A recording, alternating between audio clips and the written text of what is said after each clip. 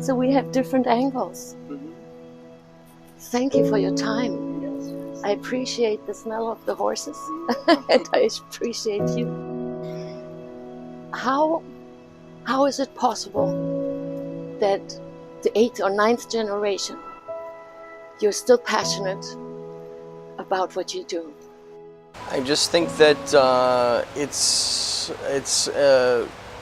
we're born with this love. When people say that it's in the blood, it's absolutely true. You know, growing up, I never had a single question of what I was going to do with my life and what I was, you know, how I was going to spend my time. And I never had any hobbies. I never played any sports.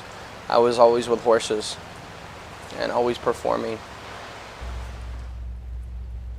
I feel you, and I have the passion for horses, not like you do. And now, in the circus family, it's a blended family. How do you keep things humane? Because moods can go up and moods can go down, and how do you handle that? So I think the best way to say that is it just comes with knowledge and understanding and respect. You know, the first horses that I trained, I was 8 years old.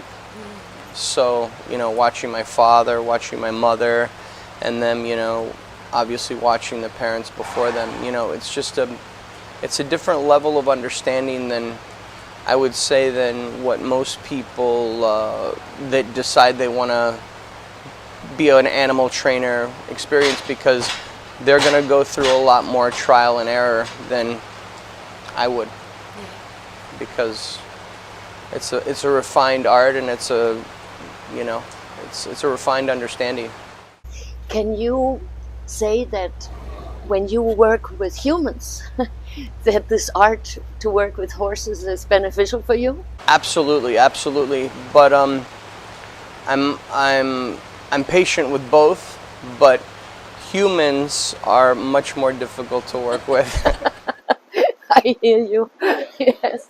So how can you keep the family, the circus family, together? Because in this setting, by my understanding, it is almost like you're the father. Yeah. It's you know, it's a huge. I carry a huge weight. I've been carrying this weight for a long time. I raised. My parents were divorced at a young age.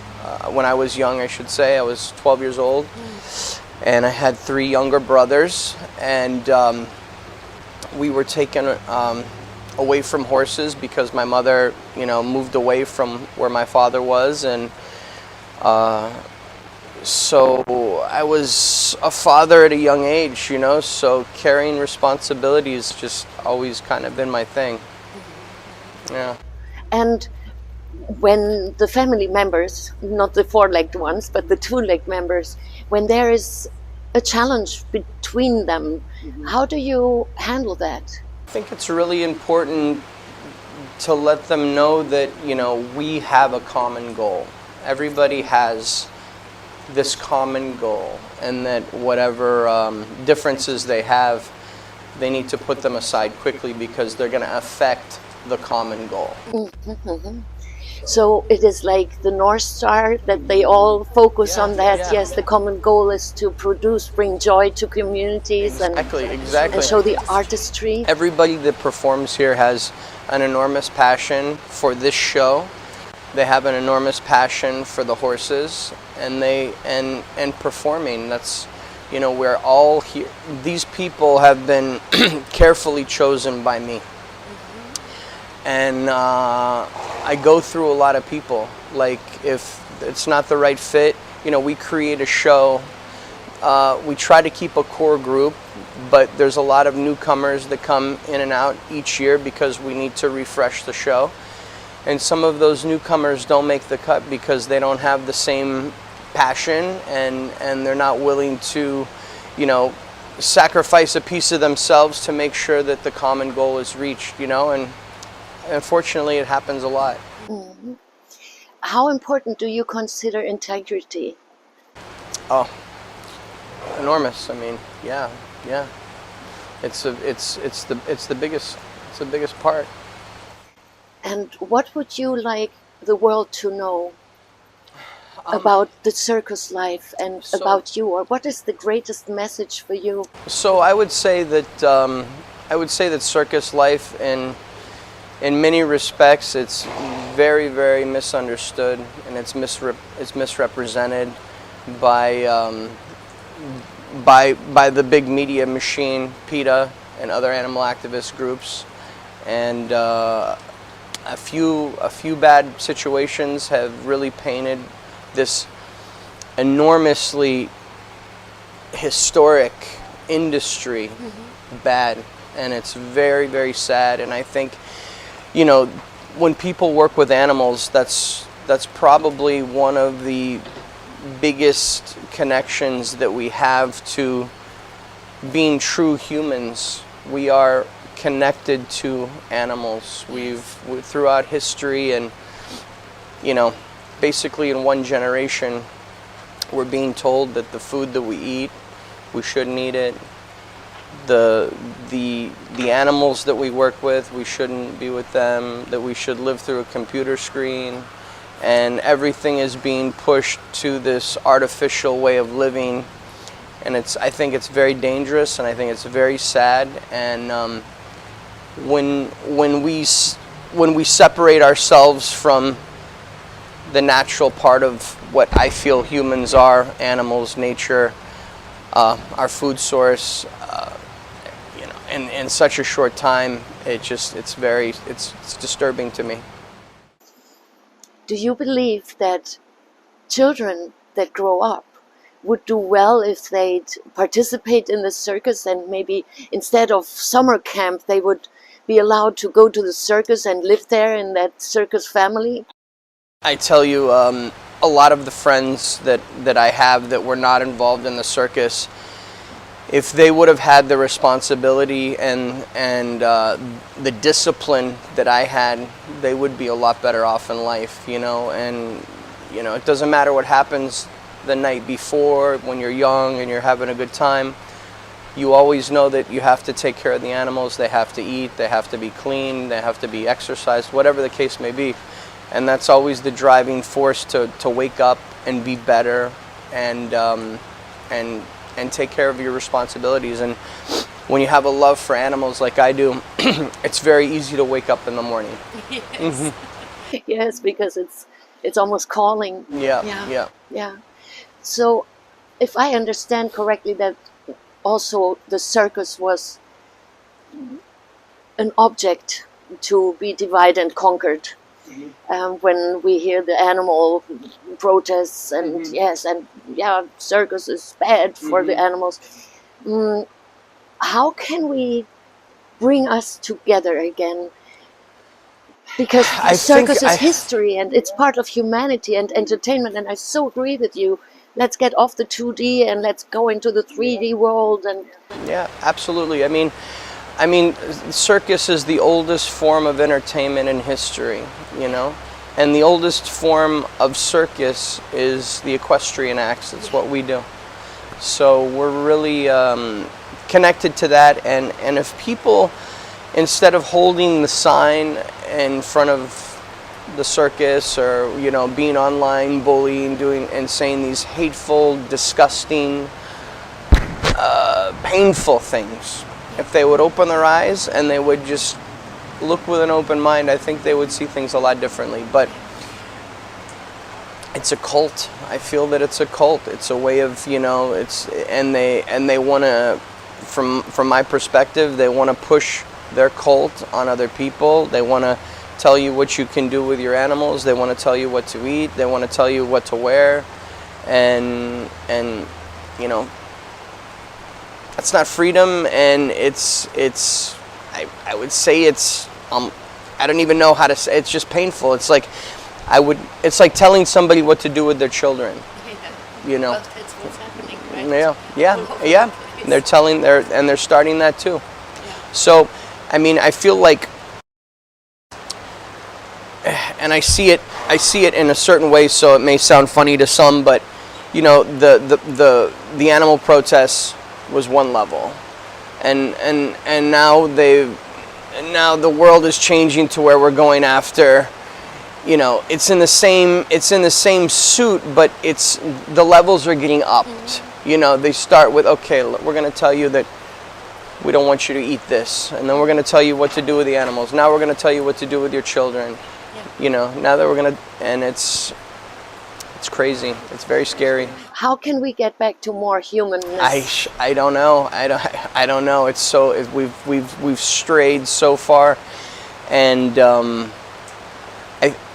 I think that the side that still believes in the traditional way needs to actually stand up and start to push back, because you know there's this small there's a small population with a very big voice, and they're the only ones talking in the room, you know, or who are allowed to talk, because others are censored. Exactly. And shut Exactly. down.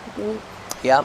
Yeah. Well, I'm with you, and I'm totally on board with you that yes, let's do life and maybe see life as a circus and be more active in it and participate and get back to the animal connection, because there's so much beauty and inner peace be found. Absolutely, and it's just I guess the easiest way to say it, it's you know, our show is an organic form of entertainment, and it's a true form of entertainment, and it's in a way it's we all have something primal to where we love animals, we love horses, and that's also, you know, ingrained in a lot of people. It's in our blood to you know, that's our history.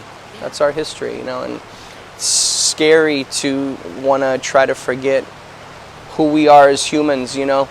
I'm not interested in science fiction movies. I'm not interested. I like to watch historical pieces. I like to watch pieces that are based on reality or fact or whatever, but our world is right here. Why are we trying to push it away? I'm with you. I hear you. And I've seen yesterday after the show, there are so many young people and they're so artistic, and I mean the precision and discipline they have over their bodies is just outstanding. Yeah. And I really enjoy to see that so many young people are joining and keep that going and keep it alive. Unfortunately, there's not a lot of places to do what we're doing. This show is the only show in North America of its kind. And then there's only maybe 2 or 3 in Europe. And you know, in the beginning, my family, they had Cirque Zoppe equestrian. And it was all an equestrian circus. That's what it was in the 1900s, you know. They didn't have lions, they didn't have elephants, they didn't have, it's always horses. And there's so much that we can share with horses, and the bond that's created. I feel that in our show, it's a very intimate atmosphere, and people that are watching are able to see the connection, and I think it makes it very special. I think so, and I've witnessed it the second time now, and I will be back, and I think it is so important to give you a voice who is so passionate about humans through horses. Thank you very much, Olissio. I appreciate you. So here, everyone got it. Horse people, let's stick together and let's support this beautiful piece of history so that it can remain alive.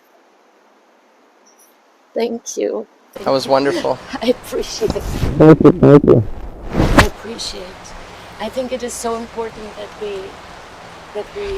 Yeah, you're still cable. Oh no, it's fine. It's but you fine. can keep it. You can keep it, yes, because maybe we speak a little bit about these cuties here. I think it is so important because they see you as a star, and you are. But in this idealism world, or the idolism, oh yes, and there's the big one, and look he, and he's famous, and Instagram and TikTok. It's forgotten that there's a human behind. Exactly. And yes, of course, you are the star, and your pose is just perfect. Like 200 years ago, most likely, one of your ancestors showed through you in your physical appearance. And I find it so important that people see who you are. Yeah. And how you are. So most likely you don't even have a favorite horse. I don't. Because they're all your favorites. That's right. It's like a good parent to their Yeah, children. yeah, and they're all they're all extremely important to me. Yeah, and they're very unique. Yeah, They have their own characters. And Yep, and they have their own look. I try to always pick horses based on their personality above all. You know, it's what do they have upstairs, and from that you can do anything. Yeah. And I worked in the past with horses, not like you. And what was most important to me was a good heart. Not biologically, organically, but that they had a good heart. Because even when there's a little less here, with a good heart, the willingness can make up for so much. And I think that when we allow humans also that freedom and give them that freedom, hey, you have a good heart, and let me inspire you, or are you ready to get inspired? Yeah. But I feel there's a lot of evil in the world that is creeping in, and I never thought in my life I would see the things that I've seen in the last 5-10 years.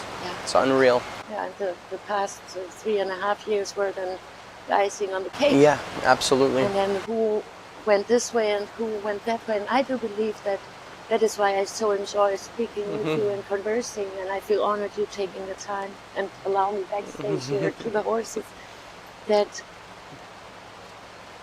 continue doing what you do and live and lead by example, because that is so inspiring and people will follow. Yeah.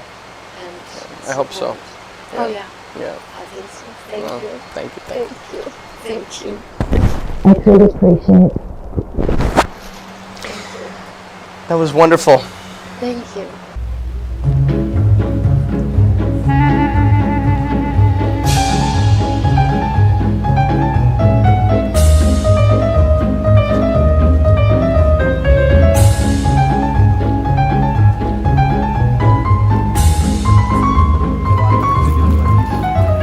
Fantastic. He's got the right temperament. What's his name? Valentino. Valentino. Come here. It's all in the stall, the rain. You gotta clean this stall. Oh, poverino. Oh yes, poverino. Oh, you say it in Italian to him. Poverino. Bravo. Yeah. Oh, you speak Italian to all the horses mostly? Yeah. Oh wow. So he's bilingual. He's bilingual. Yes. Oh, that way. Here we go. That's better. Oh yeah. Look at that smile. The relaxation. Yes. Oh, we like it. Yeah. We like it. Of course he likes it. Hey. And I didn't bring you neither apples nor carrots. Can you imagine? Yeah. He's got a funny personality. He's very playful. Yeah. Yeah. He's just very serious right now. He doesn't like the weather. German saddle, I'll show you. Yes, yes. So this is called, I believe it's called, the correct pronunciation is a Buchenberger. Buchenberger, I know. And then this is a 17th century dressage saddle. Oh. So it's obviously a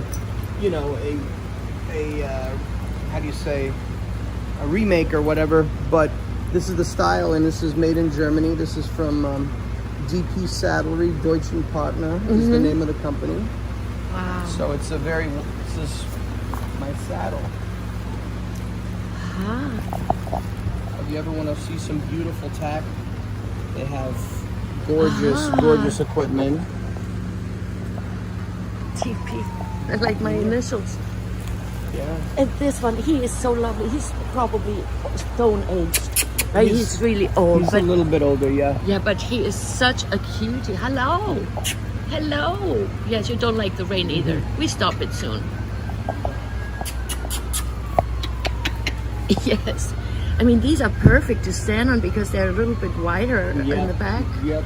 Easier than on a thoroughbred. Yeah. Come here, Bolano. Hi. You're bilingual too, yes. So those two are nearing retirement. Yes, you're beautiful. You're beautiful. So these are the two younger horses that we have that are. He's got his foot over the wall. Whoa, baby.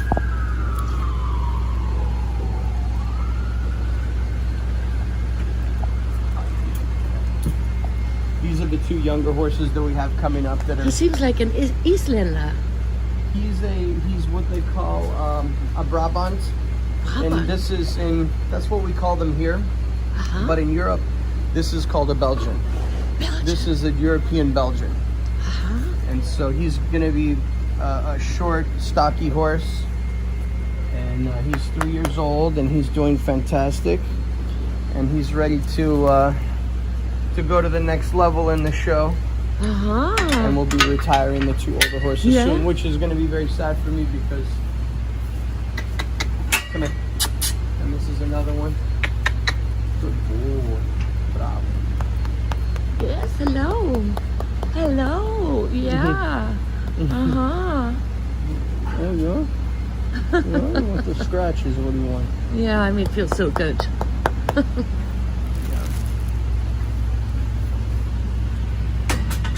And these are also very pretty. Yes, this color is called Gula. Gula. I've never seen one like It's a these. very primitive color. The buckskin and the dun. Hi. And you are the most curious one, yes. Yes. You are curious. Who's in the tent? Yes. We gotta get these stalls in order so they're a little wet, okay? Lovely, thank you. Let's jump on that now.